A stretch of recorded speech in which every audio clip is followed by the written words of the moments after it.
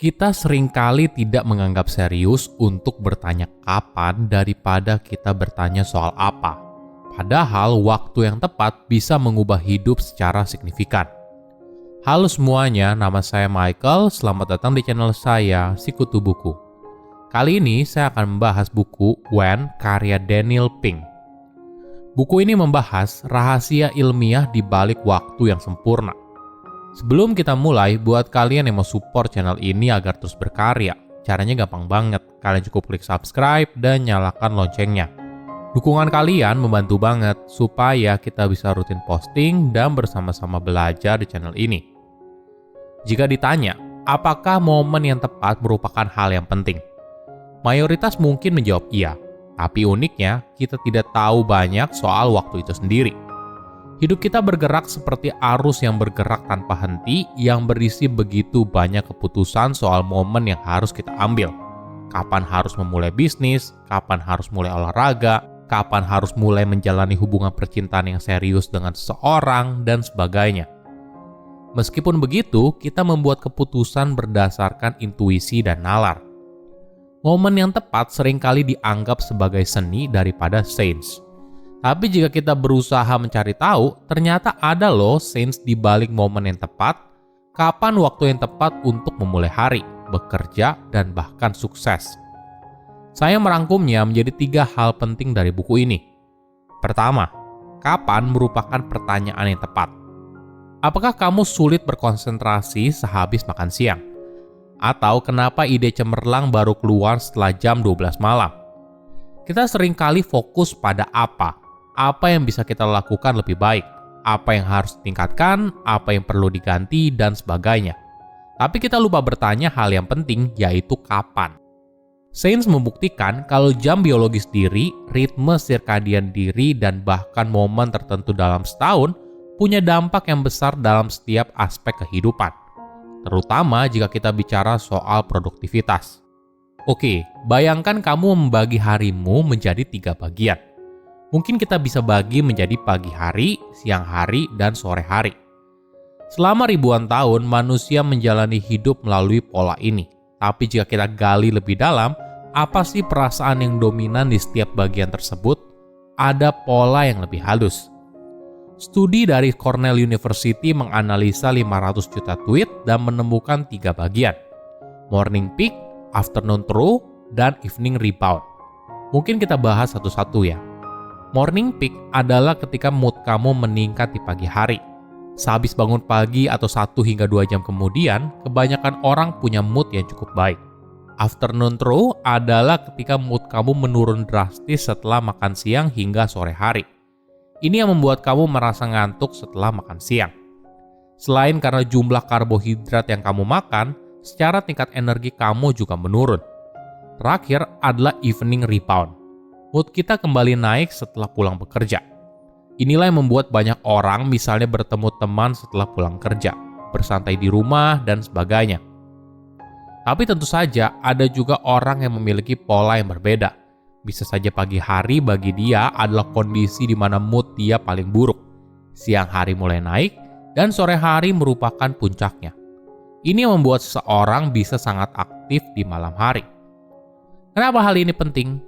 Menyadari apa yang bekerja buat kamu bisa membuat kamu lebih produktif dan pada akhirnya lebih bahagia.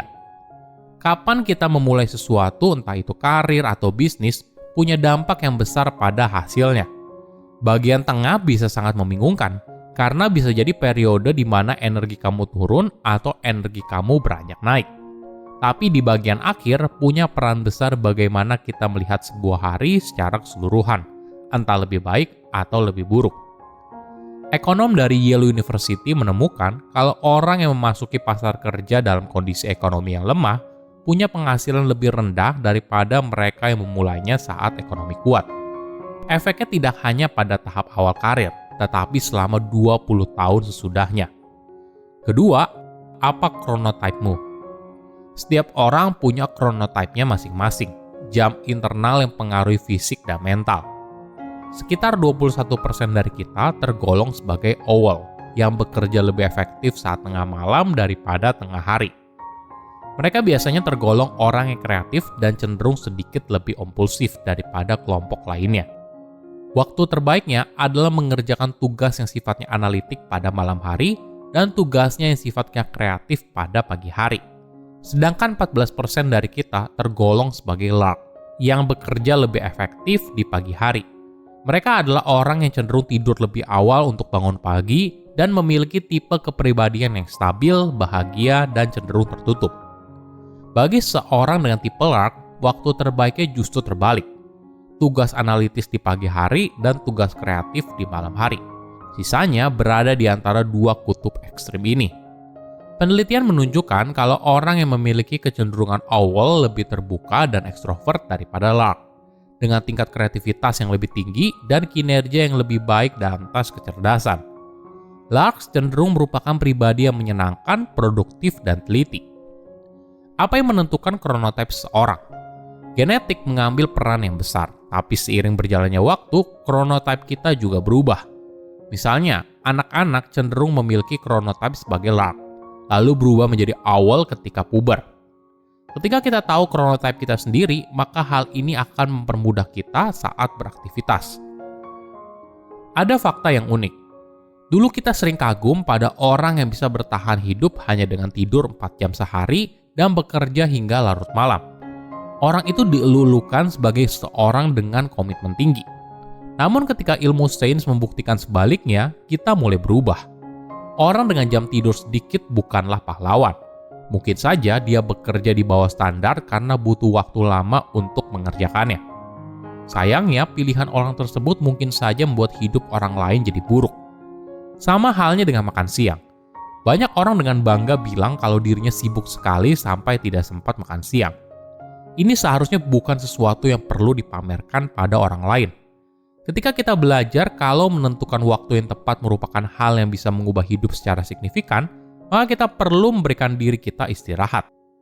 Ketiga, perhatikan bagian awal dan akhir. Apakah kamu tahu kalau permulaan berisi begitu banyak potensi? Tidak aneh apabila seorang merasa optimis dan mampu di pagi hari, sama halnya ketika mereka memulai sebuah proyek atau masuk ke kantor baru. Permulaan memberikan seorang kesempatan untuk membedakan antara masa lalu dan masa depan. Kita memberikan jarak antara diri kita saat ini dengan diri kita di masa lalu, entah dari kesalahan masa lalu, kebiasaan lama yang buruk, dan sebagainya. Bagaimana bila kita merasa tidak ada permulaan yang baru? Ya, kita buat saja. Ini yang dikenal sebagai temporal landmark, momen di mana sebuah waktu memiliki makna yang lebih tinggi daripada yang lain. Biasanya merupakan tanda dari sebuah akhir dan permulaan dari sesuatu yang baru. Bisa saja awal tahun baru, hari ulang tahun, atau bisa sesederhana hari Senin. Temporal landmark dapat dibagi menjadi dua kategori, sosial dan pribadi. Tonggak sosial seperti tanggal kalender dan hari libur nasional seringkali digunakan oleh banyak orang. Sedangkan tonggak pribadi seperti ulang tahun, perayaan tertentu, dan perubahan pekerjaan bersifat unik bagi individu tersebut. Ketika kita mempertimbangkan akumulasi temporal landmark pribadi dan sosial, ada ratusan awal baru potensial dalam setahun. Nah, ini merupakan kesempatan untuk melakukan refleksi diri dan menetapkan tujuan di masa depan. Selain awal, mungkin yang harus kita perhatikan adalah bagian akhir. Bagian ini seringkali membentuk bagaimana memori kita tentang sebuah pengalaman. Bagaimana sebuah pengalaman berakhir seringkali menentukan bagaimana kita mengingat sesuatu. Tidak jarang ketika seorang mengingat sesuatu, mungkin yang diingat adalah momen terakhir yang dia rasakan tentang momen tersebut. Meskipun kekuatan akhir yang tidak proporsional dapat memperkuat ingatan akan suatu pengalaman, hal itu juga dapat merusak persepsi kita. Pengalaman yang sangat positif tetapi berakhir dengan buruk lebih cenderung diingat secara negatif daripada pengalaman biasa-biasa aja yang berakhir menyenangkan. Misalnya, jika liburan keluarga berakhir dengan pertengkaran yang sengit, kemungkinan besar kamu akan mengingat liburan itu secara negatif. Bahkan jika sisa liburan itu sebenarnya menyenangkan. Silahkan komen di kolom komentar pelajaran apa yang kalian dapat ketika baca buku ini. Selain itu, komen juga mau buku apa lagi yang saya review di video berikutnya. Saya undur diri, jangan lupa subscribe channel YouTube Sikutu Buku. Bye-bye.